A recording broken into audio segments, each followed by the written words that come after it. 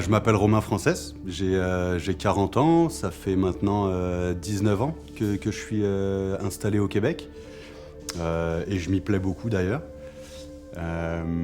Puis sinon le métier, ça fait 25 ans que je pratique maintenant. Mon entreprise, en fait, mon atelier s'appelle la Forge d'Ilmarinen.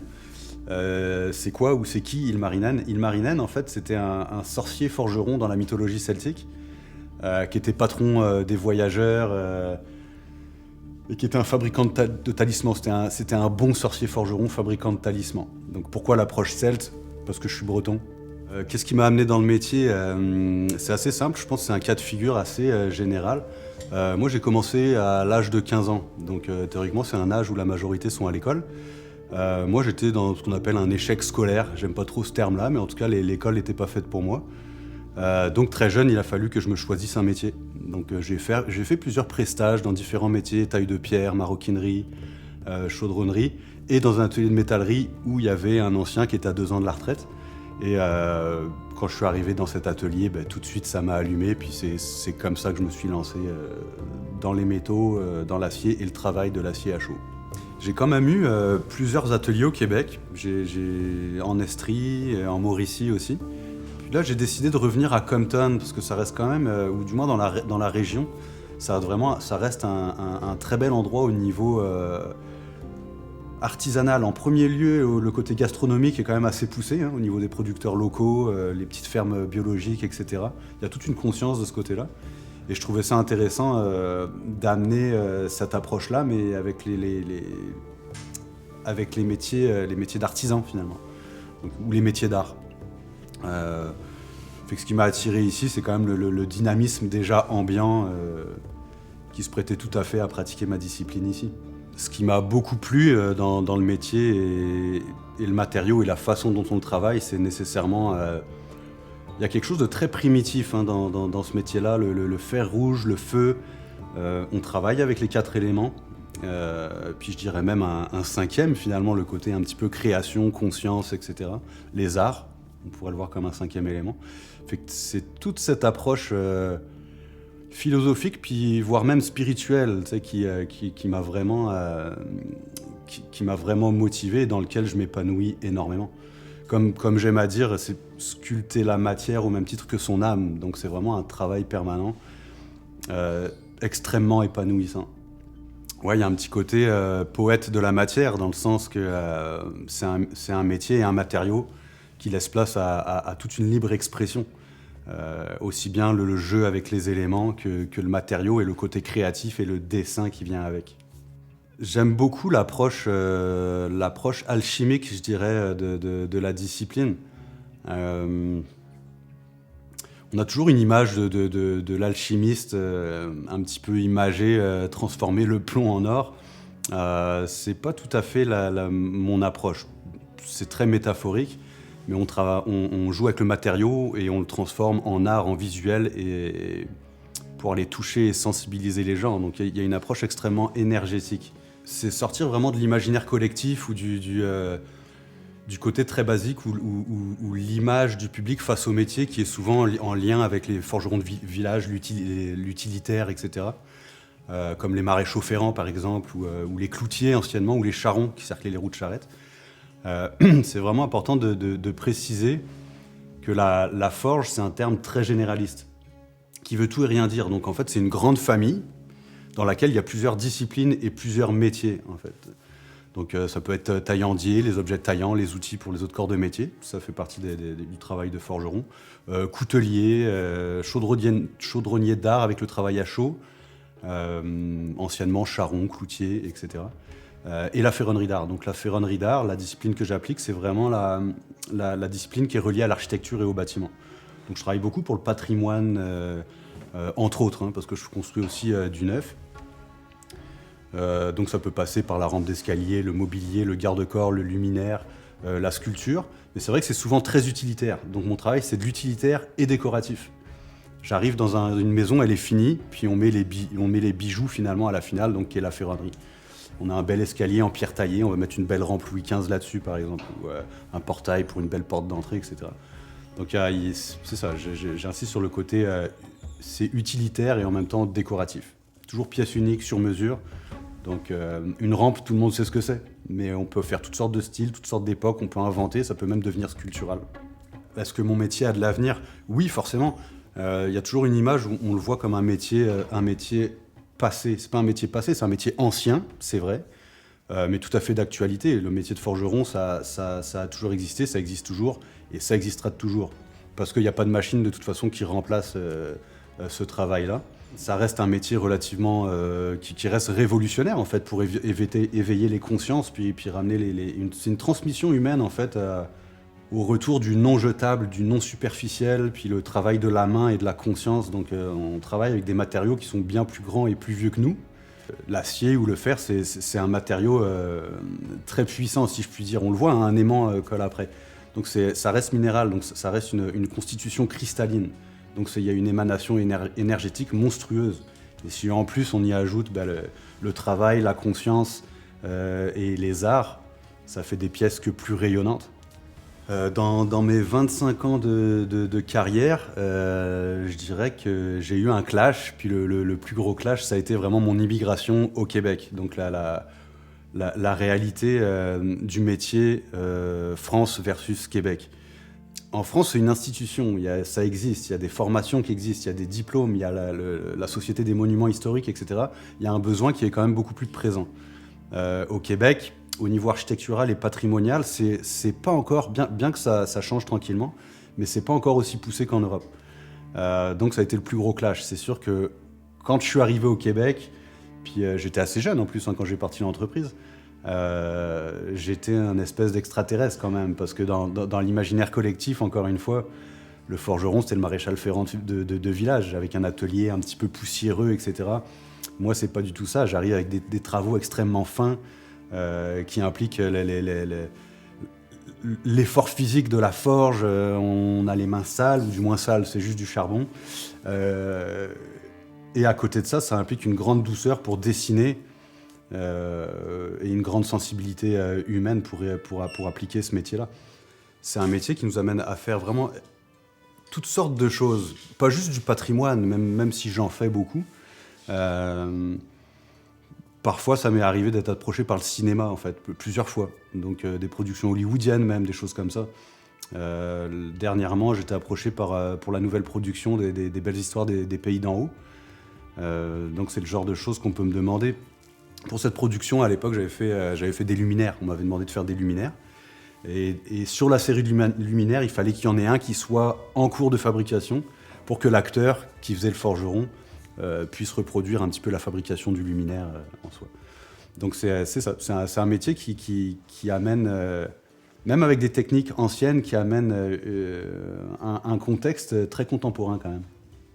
Au niveau de la relève, bon, ça fait quand même plusieurs années, moi je donne des formations et j'ai des apprentis depuis l'âge de 18 ans. J'ai eu des classes aussi en France.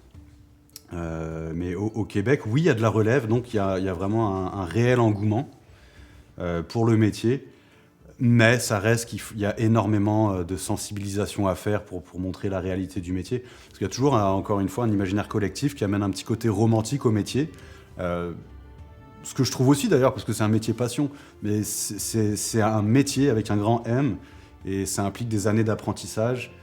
Et forcément, c'est pas évident pour les jeunes en fait de concevoir ça. Parce qu'il y a un côté un peu hobbyiste quand les gens viennent dans mon atelier, viennent suivre un cours avec moi, puis veulent s'équiper, avoir un petit peu de matériel chez eux pour faire ça comme hobby. Ce que je trouve très bien. Hein. Donc il y a une motivation. Il y a une génération future qui va continuer là-dedans, mais c'est très important que ces jeunes-là retransmettent par la suite aussi les vraies valeurs et le vrai métier avec un grand M. Donc moi, ça fait 25 ans que je pratique le métier. J'ai juste 40 ans, mais je suis considéré comme ancien dans le métier. Et donc j'estime pouvoir dire que c'est mon rôle de transmettre aux jeunes la vérité du métier. Il y a une question qui revient souvent, c'est savoir est-ce que vous êtes un regroupement de forgerons, de ferronniers. On a essayé par le passé, puis chacun est retourné un petit peu dans son coin. Donc la confrérie des forgerons du Québec, ça n'a pas trop marché. Par contre, et puis il y a très peu de forgerons de toute façon au Québec compétents et diplômés. Par contre, il y a ce qu'on appelle les Forges de Montréal. Donc le fondateur, Mathieu Colette, qui est un très grand ami de longue date. On travaille ensemble d'ailleurs sur différents projets. Donc les Forges de Montréal, ça devient un lieu de rencontre où on fait des événements, où on fait venir un petit peu, on fait déplacer les forgerons de droite à gauche, on les pousse à ça, parce que c'est important justement de se désisoler dans le métier. Donc il n'y a pas de confrérie en soi, mais on a les Forges de Montréal comme lieu de rencontre. Et ultimement ici aussi, bien sûr. Mathieu Colette, forgeron fondateur des Forges de Montréal. Je suis né à Montréal d'un père sherbrookois. Ma famille, les Colette, viennent de Sherbrooke, du côté paternel. Puis, à l'âge de 18 ans, j'ai eu la chance d'aller faire un apprentissage de longue durée de maître apprenti en France. C'était ce que je voulais faire dans la vie, être forgeron. Puis, c'était en 1994 que je suis parti là-bas. J'ai eu de la formation en forge mécanique, en coutellerie, puis en ferronnerie d'or, métallerie. Alors, je suis diplômé de l'Académie de Bordeaux. Puis, je suis revenu en 98, après 4 ans de stage. J'ai été lauréat du premier prix départemental de la formation en métier d'art de la CEMA en France, qui est assez exceptionnel pour un étranger. Gagné le prix François Audet de la Ville de Montréal, le prix de l'Opération Patrimoine de la Ville de Montréal. Je suis fondateur des Forges de Montréal depuis 2000. Cet organisme-là existe. Mon intention est de pouvoir donner un lieu de formation de la forge auprès du grand public. Donc, étant donné que moi, je n'ai pas pu apprendre ici, j'essaie de donner une possibilité à toute personne s'intéressant à devenir forgeron, d'avoir un lieu qui peut répondre à ce besoin-là. Depuis 22 ans, les forges existent, on continue. On va faire une attestation d'études collégiales pour janvier 2024. On est à l'écriture du programme actuellement. Romain et moi, on se connaît depuis 2006. On collabore sur des projets. On est formateurs pour le Conseil des métiers d'art ensemble, où est-ce qu'on enseigne aux forges pour donner des spécialisations auprès des forgerons professionnels du Québec qui veulent se spécialiser en restauration du patrimoine bâti. Pour ce qui est de l'attestation d'études collégiales, c'est un long processus. C'est en fait le Conseil des métiers d'art avec le Cégep du Vieux-Montréal en collaboration avec les Forges de Montréal qui développe en fait... il y a la spécialisation de la forge traditionnelle, dont les Forges de Montréal et Romain, on va donner les enseignements aux personnes qui veulent se spécialiser avec leur attestation d'études collégiales. Mais ça vient d'un long cheminement où est-ce que l'étude sectorielle démontre clairement qu'il y a une pénurie de main-d'œuvre dans le secteur de 9 métiers traditionnels. Par exemple, la taille de pierre, la menuiserie, la charpente, les vitraux, la ferronnerie d'or, la ferblanterie. Ces métiers-là n'ont pas de formation au Québec là, depuis les années 70. Donc, on essaie de pouvoir répondre aux besoins de restauration de notre patrimoine bâti. Donc, par exemple, quand le ministère Culture et Communication, la vérificatrice générale a sorti un rapport il y a 2 ans alarmant, comme quoi il n'y avait pas d'action concrète qui avait été mise en place depuis les 30 dernières années pour former une relève en métier d'art capable d'intervenir sur le patrimoine bâti. Donc, les AEC sont une première action en collaboration avec le gouvernement du Québec pour pouvoir répondre à former des gens qui vont disposer d'une certaine maîtrise pour pouvoir agir sur le patrimoine bâti. Donc, c'est un projet pilote. Je tiens à dire qu'aux Forges de Montréal, notre intention est de faire un DEP pour les jeunes décrocheurs, pour les prendre plus jeunes. Apprendre le métier de forgeron, là, c'est 3 ans d'apprentissage juste pour apprendre la base. Puis quand je parle de la base, c'est par rapport au forgeron général. Mais après, ce forgeron-là, qui détient la base, doit se spécialiser. S'il va devenir ferronnier d'or, s'il va devenir taillandier. Mais 3 ans, là, c'est ce que ça prend juste pour acquérir les bases. Fait qu'on regarde un peu les DEP, qui sont à peu près des 1800 heures. C'est insuffisant pour former un forgeron de base qui va se spécialiser ensuite. Fait que les AEC, c'est beaucoup plus une spécialisation. Donc, on va recruter dans le bassin des gens qui ont déjà les compétences puis qui veulent se spécialiser pour répondre rapidement à la demande. Mais considérant le manque de formation dans ces domaines-là et dans le domaine de la forge actuellement, moi, je demande clairement que les gouvernements acceptent d'ouvrir des DEP spéciaux pour former, mettons, sur les 10 prochaines années, une cinquantaine de forgerons professionnels qui, eux, vont partir en affaires. Donc, c'est important de savoir que le ministère de l'Éducation demande aux forges de donner de l'emploi, ben pas aux forges de donner de l'emploi, mais de garantir que ces jeunes-là qui vont se former vont trouver de l'emploi sur le marché du travail. Mais c'est pas ça qu'il faut qu'on fasse. Il ne faut pas qu'on forme des ouvriers, il faut qu'on forme des artisans spécialisés qui vont partir leur entreprise, qui vont aller en région où est-ce qu'il n'y en a pas, puis à force d'offrir cette demande-là, puis de la rendre accessible à une clientèle qui en cherche partout au Québec, bien, tranquillement, on va remettre les forgerons au cœur de la communauté, puis c'est ça qu'il faut qu'on fasse. C'est extrêmement important d'amener ou de solliciter les jeunes et moins jeunes, mais les jeunes surtout, là, les générations futures, à venir voir l'atelier, parce que comme moi, ça a été le cas finalement quand j'étais jeune, quand j'ai vu la première fois le forgeron dans l'entreprise où je suis rentré en apprentissage. Ça m'a allumé quelque chose de primitif et d'énorme, et une grande sensibilité. Donc j'amène les jeunes, surtout ceux qui ont peut-être un petit peu plus de mal à l'école, comme c'était le cas pour moi. On peut leur créer des débouchés, puis des amours et des passions. Donc c'est très important d'amener les enfants dans les ateliers. Ça reste un métier passion, donc c'est un métier identitaire. Les gens ne se rappellent pas de Romain, mais ils se rappellent du forgeron. Ça, c'est très classique. Donc, c'est un métier qui me suit. C'est-à-dire que même quand je ne suis pas à l'atelier, c'est quelque chose qui m'habite, même spirituellement. Donc, c'est sûr qu'à côté de ça, la famille est obligée de subir ça d'une certaine manière. J'exagère sur le mot parce que ma femme est très fière de mon travail et voit bien que je m'épanouis là-dedans.